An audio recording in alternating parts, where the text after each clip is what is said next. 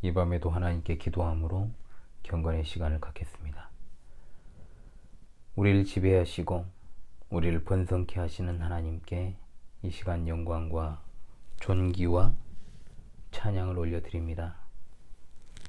이 밤에도 우리로 매일 경건의 시간으로 보낼 수 있도록 우리에게 이 지상에서의 한날을 더해 주시고 오늘도 우리 삶 가운데 변함없이 동행하여 주시며 모든 출입을 인도하여 주셔서 참으로 감사합니다. 매일 하나님 앞에서 살게 하시고 우리의 삶을 날마다 돌아보시는 줄로 압니다. 늘 슬픔과 부끄러운 마음으로 하나님 앞에 얼굴을 들지 못할 우리의 죄악상을 회개하오니 우리의 연약함을 용서하여 주시고 하나님의 은혜의 능력에 참여하여 구원의 큰 기쁨과 소망을 결코 잃어버리지 않는 삶을 살아가게 인도하여 주시옵소서. 세상의 소금으로 빛으로 살게 하신 그 뜻을 저버리지 않고 마지막 시대의 사명을 다하는 교회와 성도 되게 하시기를 원합니다. 저물어가는 때에 세상과 타협하거나 배도의 길에 가지 않게 하시고 늘 깨어 주님만 의지하며 신앙의 절개를 나타내고 하나님만 영원롭게 하는 삶을 살아가기 원합니다. 결산의 그날까지 온전하게 서게 하여 주실 줄로 믿습니다. 이 시간에도 각자의 처한 환경에서 경건의 시간으로 보내는 주의 백성들의 삶을 돌보시는 줄로 믿습니다. 우리 주 예수 그리스도의 이름으로 기도합니다. 아멘. 제네바 시편 찬송가 42편 오늘은 1절로 3절 부르도록 하겠습니다. 제네바 시편 찬송가 42편 1절로 3절을 함께 부르는 시간을 갖도록 하겠습니다. 부릅시다. 하나님 사슴이 냇물 찾아 갈급함같이 내 영혼 주를 찾기에 갈급하옵나이다.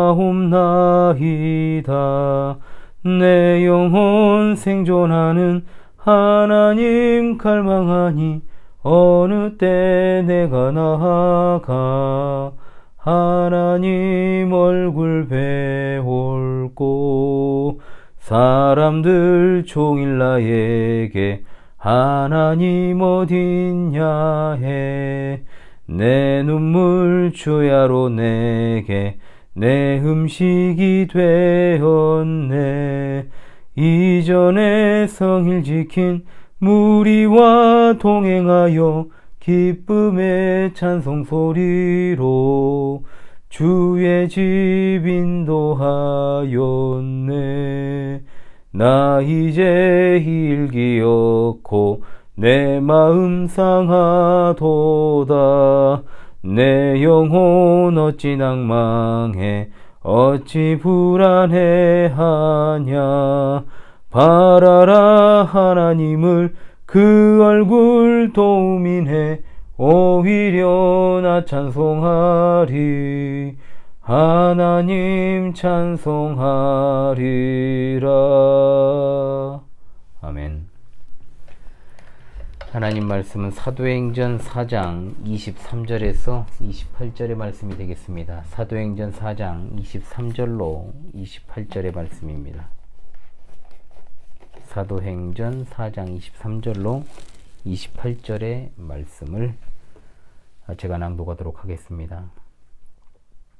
사도들이 노임에 그 동료에게 가서 제사장들과 장로들의 말을 다 알리니 그들이 듣고 한마음으로 하나님께 소리를 높여 이르되 대주제여 천지와 바다와 그 가운데 만물을 지은 이시여 또 주의 종 우리 조상 다윗의 입을 통하여 성령으로 말씀하시기를 어찌하여 열방이 분노하며 족속들이 허사를 경영하였는고 세상의 군왕들이 나서며 관리들이 함께 모여 주와 그의 그리스도를 대적하도다 하신 이로소이다.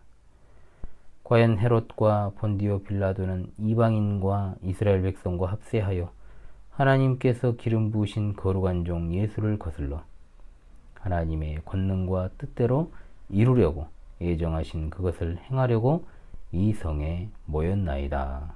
아멘.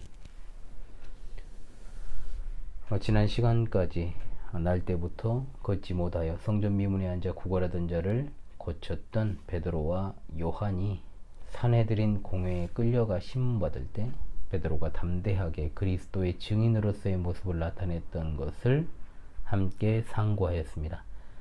복음이 온전하게 증거됨과 동시에 교회가 확장되게 되는데 사탄은 절대로 그것을 그냥 보고만 있지 않고 방해했습니다. 그러나 베드로 사도는 전과 같이 예수를 부인하는 것이 아니라 세상의 재판정에서 당당하게 예수 그리스도를 시인할 뿐만 아니라 전하였습니다. 우리도 예수 그리스도를 통한 구원의 유일성을 담대하게 주께서 세우신 교회를 통하여 나타내야 할 줄로 압니다.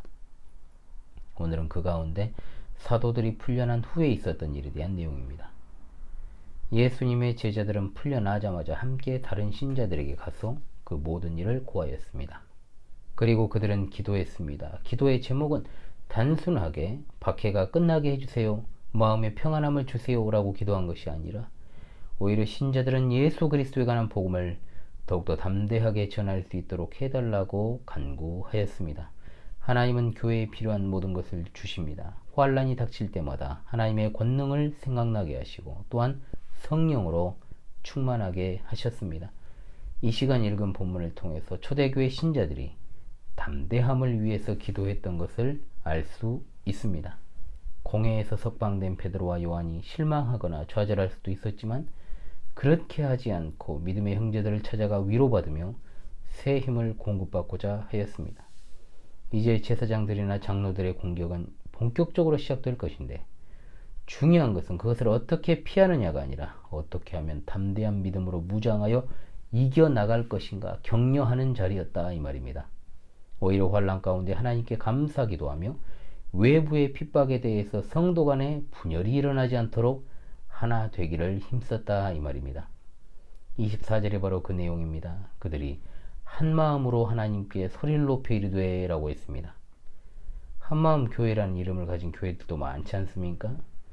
대주제라는 말은 잘 사용되지 않는 말입니다.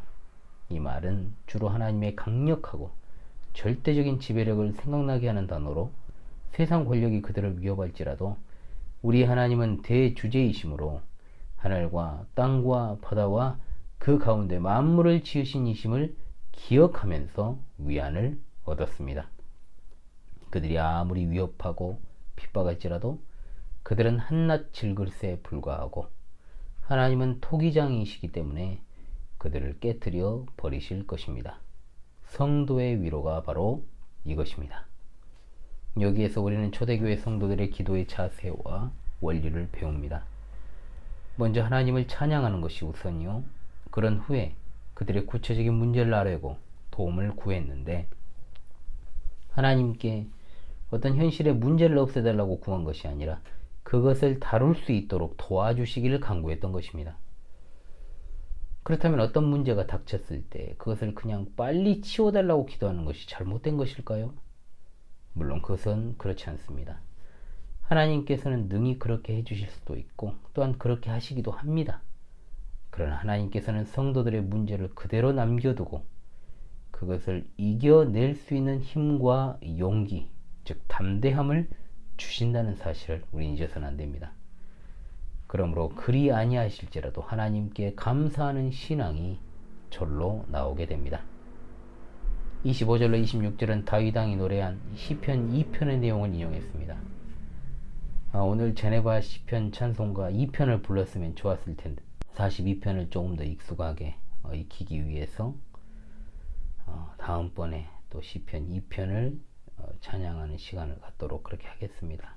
시편 2편은 메시아 찬송이라 부르는데 그 내용은 열방들의 반역과 영원한 통치를 위한 그리스도의 오심을 묘사하고 있는 내용입니다. 통상적으로 주변 나라 왕들이 이스라엘에 대한 음모를 꾸미고 있는 동안에 다윗이 이 시를 기록했다 보는데 하나님의 선택받은 기름 부음 받은 자 다윗은 하나님께서 그의 가계를 통하여 메시아를 세상에 보내시기로 한 약속을 알고 있었고 성령의 감동하심을 따라 그것을 노래한 것입니다. 즉 유대 지도자들이 예수님을 핍박하고 잡아다 죽이기까지 했는데 바로 시편의 내용이 바로 메시아이신 예수님에 관한 내용이었음을 알리려고 하는 것입니다. 분노하는 열방은 이방인들이요 족속들은 이스라엘을 뜻합니다. 그만큼 그리스도의 나라를 대적하려는 많은 적들이 있을 것이라는 사실을 가르쳐줍니다. 평생 대적들이 꼬리에 꼬리를 물고 다녔던 다윗의 삶이 바로 그러한 것을 보여주는 예표적인 모습입니다. 그리스도의 왕국은 이 세상에서 평온하지 않습니다. 왜냐? 신자들이 정작 영적인 전장에 나서게 될 때 하나님께서는 그 전쟁이 생소한 것처럼 느껴지지 않도록 늘 우리를 단련하시고 준비시키시기 위해서입니다. 26절에 나오는 세상의 군왕은 27절의 헤롯 왕으로 비교되고 관리들은 본디오 빌라도로 대표가 됩니다. 시편 2편의 그 예언을 응하기 위해 군왕들과 관리들이 하나님의 기름 부으신 자, 즉 메시아를 대항하여 모였습니다. 헤롯 안디바는 갈릴리 지방의 분봉왕이고 본디오 빌라도는 유대 지역을 다스리는 로마 총독이었으며 그는 이방인과 이스라엘 백성들이 예수님을 못 박으라는 요청에 굴복했던 자였습니다. 그들 모두 하나님께서 기름 부으신 거룩한 종 예수를 거슬렀습니다. 일전에 헤롯과 빌라도는 원수였지만 예수님을 죽이는 데 있어서는 친구가 된 것입니다. 이것이 바로 이방 나라들이 연합하여 다윗 왕국을 무너뜨리려고 했던 시편 기자의 고백이 현실화된 것입니다. 그들이 연합하여 결국 하나님의 아들 예수 그리스도를 십자가에 못 박았을 때 마치 주의 대적들이 즉 사탄이 승리한 것처럼 보였으나 실제로 그것은 하나님의 권능과 영원하신 뜻과 계획대로 이루어진 것이었습니다. 하나님께서는 그 목적을 이루기 위해 역사를 통치하십니다. 본문의 제자들도 하나님의 이미 계획하신 뜻을 이루려고 이 성에 모였다고 확신합니다. 그러므로 결국 하나님의 정하신 뜻에 의하여 대적들의 악한 계획이 물거품으로 돌아가게 될 것을 제자들은 믿고 확신한 것입니다. 이를 통하여 우리는 성경이 참으로 성령의 감동으로 된 것이며 성경의 애언이 그대로 성취된다는 사실을 새삼 깨닫습니다. 주권자 하나님께서는 사람들의 불신앙과 대항도 그분의 기쁘신 뜻을 이루시기 위해 사용하신다는 것을 잊지 말고 우리의 생명이 다하는 그날까지도 하나님을 향한 순전함에서 조금도 벗어남이 없도록 합시다. 기도합니다. 오늘 하루도 우리와 변함없이 함께 하시고 우리의 모든 출입을 지켜주신 하나님, 대적들이 모든 악한 계획도 결국 하나님의 기쁘신 뜻을 이루기 위한 허용작전의 측면에서 이루어지는 사실임을 믿으며 흔들림 없이 마지막 때를 살아가게 하시고 결코 대적들의 위협과 핍박에 굴하지 않으며 영광 중에 다시 오실 예수 그리스도를 생각하게 하옵소서. 언제나 하나님의 말씀의 성취를 바라보며 참된 기쁨을 얻는 주의 백성들이 되게 하실 것을 믿습니다.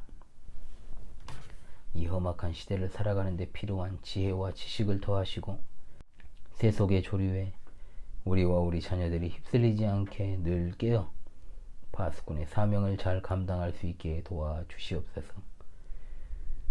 피곤하고 지친 일상을 뒤로하고 이제 잠자리에 들고자 합니다. 하루의 일과를 마감하는 것으로부터 인생의 교훈을 얻어 부활의 아침을 소망하는 자세로 언제나 잠자리에 들 때 영광의 아침을 떠올리게 하여 주시옵소서.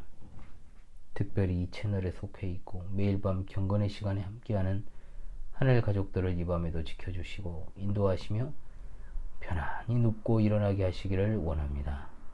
우리 주 예수 그리스도의 이름으로 기도합니다.